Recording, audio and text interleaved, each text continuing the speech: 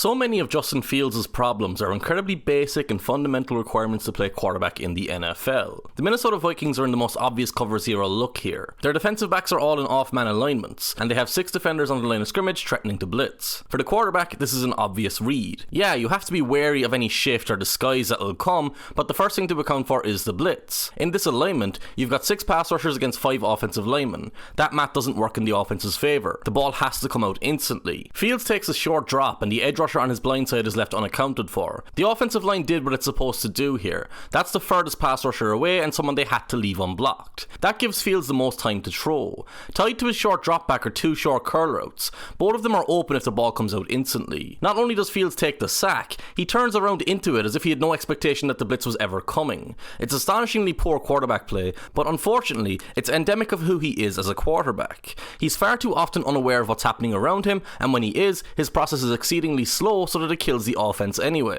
This is one of the worst plays any quarterback made last season. It's not an interception or a turnover of any kind, but it's a play where Fields is the sole reason for the offense failing. The defense showed cover 3 before the snap, and the offense has the perfect route combinations and play design to attack it. The wheel route, seam route, and crossing route will combine to pull the deep coverage apart. This is an easy play. Fields hits the top of his drop and does the right thing. He checks the deep safety. That safety is holding the middle, so he's in position to pick up the crossing route. Fields again reacts to this appropriately. He moves his eyes off his first read to his second read, the wheel route outside. It forces the outside cornerback to let the crossing route go and backpedal so that he covers in behind him. But this is where it all goes horribly wrong for the quarterback.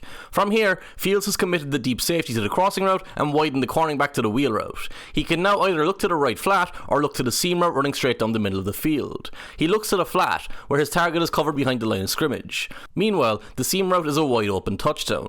Fields' pass protection is so good and the route is so wide open that he can still salvage this play from this point. All he has to do is look up and throw the ball. Instead, he runs into a sack. Throughout this whole play, there's no evidence that Fields actually understood that he had a seam route to throw to in the first place. And it wasn't just a once-off in that specific game.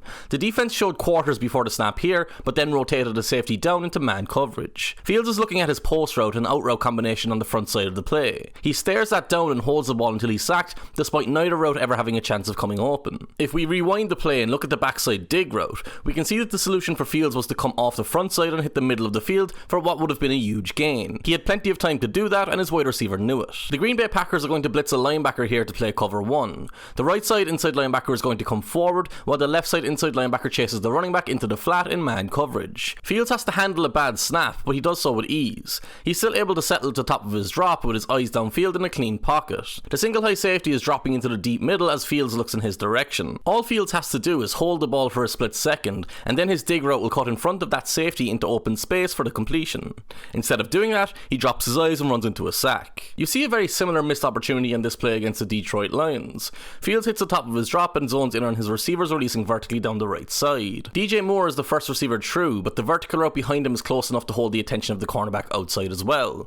The safety over the middle has already committed to the crossing route, so he's a non-factor. Moore is wide open, and he was open as soon as he turned inside. Fields could have thrown this ball before Moore entered into the break of his route. He didn't need to release the ball that early. He was still safe at the top of his drop after Moore turned inside. It was only after that happened that he dropped his eyes and ran into the sack. It's not always this cut and dry. Often, Fields' inability to work the pocket or diagnose the defense shuts the play down before it can develop far enough for the opportunity to develop. The Vikings blitz again here, but the Bears' pass protection is set up properly to pick it up.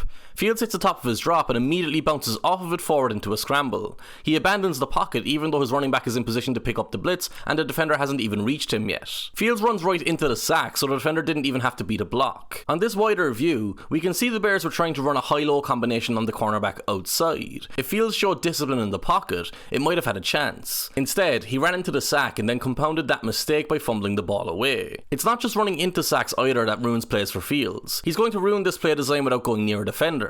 In fact, the problem is he does the opposite. He runs away. For the most part, NFL plays are designed to have the quarterback in the middle of the field. From there, they can throw to routes to their left, to their right, or over the middle. With these route combinations, Fields is supposed to drop straight back and establish himself at the top of his drop 4 yards behind where he starts to play. But when we we roll the play on, he is drifting to his left from the moment he starts moving. He never actually hits the top of his drop, he goes past it. He's letting his eyes lead his feet, causing him to drift as he stares down the wheel route to his left. That has already caused him to miss the out route at the top of the screen, but it will get worse from here. From the end zone angle, we get a better view of how much Fields has drifted. Your drop back should be straight unless it's purposely designed not to be. There's no design here and there's no pressure to justify Fields' movement. He continues to drift as he stares down the wheel route down the left side, but when he starts his throwing motion, he's much further away than he should be, and all his momentum is going in the wrong direction. This throw is now incredibly difficult. But more importantly, this is the receiver he should be throwing to. It's an open slant route for a first down. He could easily make that throw from the centre of the pocket, but from here it's not even an option. In the end, the wheel route is well covered, and Fields staring it down led the deep safety to the ball, so it becomes a very dangerous throw. On the very next play in this game, he repeats that mistake, leading the deep safety to his sideline shot once again.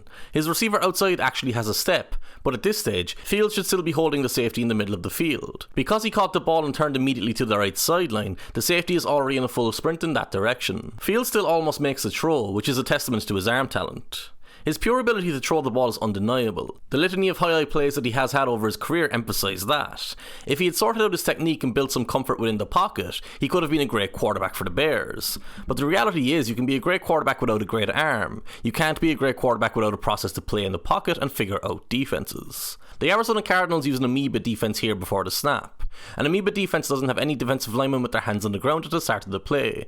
Instead, the front seven are all up and walking around. But despite this exotic look before the snap, they only rush 3 players after the quarterback. The Cardinals are actually playing coverage here. They have 5 defenders across the field underneath with 2 safeties deep. Against a 3-man rush, Fields must hold the ball and give his receivers time to find a soft spot in the zone, but he has no clue what to do in this situation. He immediately turns and runs himself into trouble before throwing to a covered checkdown, so the play loses yards. We see the same thing on this play against the Chiefs. The defense's shift is less aggressive this time. They just drop back into coverage without moving around before the snap. When Fields hits the top of his drop, we can see the receivers are running a variation of mesh. Mesh is a concept that every single team in the league runs. It turns up a lot in these videos. That's because it's effective against both zone and man coverage. Since the Chiefs are playing zone, there's only one receiver who Fields definitely cannot throw to here, and that's the running back in the right flat. He's a release valve if the defense plays man coverage. He'll be wide open if the defense plays man coverage, but he's not. Fields' most likely option is the tight end running a curl route over the middle, or he can hold the ball to buy time for his crossing route receivers to find space to settle in. Fields nearly falls over himself, rushing his throw to the flat running back who is stopped behind the line of scrimmage and who takes a punishing hit from his blind side by the cornerback. This is as bad as any interception a quarterback can throw. It's impossible to run an efficient offense with a quarterback who executes plays in this fashion.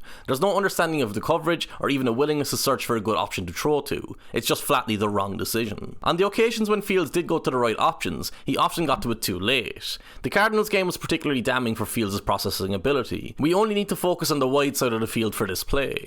The quarterback has 3 routes working to his left, one in the flat, a corner route emanating from the backfield, and a post route going deep into the end zone. Luke Getsy's offense wasn't good generally, but he was able to draw up good route combinations to attack coverages at different times.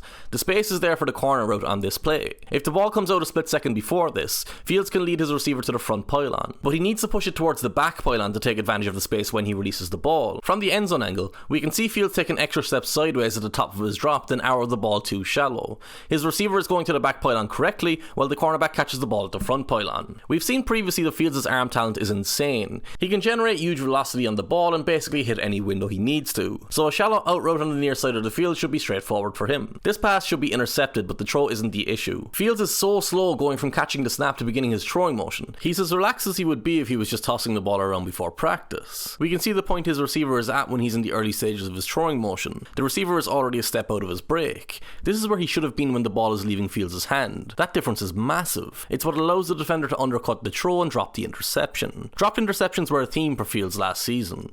For this play against the Cleveland Browns, the offense isolates the cornerback to the top of the screen by using 2 vertical routes. That cornerback's posture is set up to take the seam route to his inside. This is the point of the play when Fields is looking in his direction. The outside route is open. Fields just has to push the ball wide to make sure the cornerback can't recover over the top of it. Instead of throwing the ball, he looks, hesitates, then runs outside before throwing to that receiver way too late. The cornerback drops the interception again. For this final play against the Packers, Fields is going to do a great job of reacting to the pressure from this edge defender. When the play begins, he gets upfield and cuts the corner around the right tackle perfectly. Fields fields it while keeping his eyes downfield and escapes through the gap to his right. There's a linebacker in place to close the field, so it's critical that his eyes are looking for his receiver downfield. The wider view shows us that the Bears tight end made a great adjustment after his out route to turn up the sideline. Fields has a wide open end zone to lead his receiver into, and for some reason, he throws the ball on a rope straight to the cornerback. That's probably the greatest misnomer with Fields. He's not actually a creative quarterback or good outside of structure. Unless he's scrambling, he's about as inefficient and inconsistent when the play breaks down as he is when he's trying to execute within structure. Nobody has traded for Fields yet, and it's hard to argue that anyone should. The Chicago Bears definitely shouldn't move forward with him as their quarterback.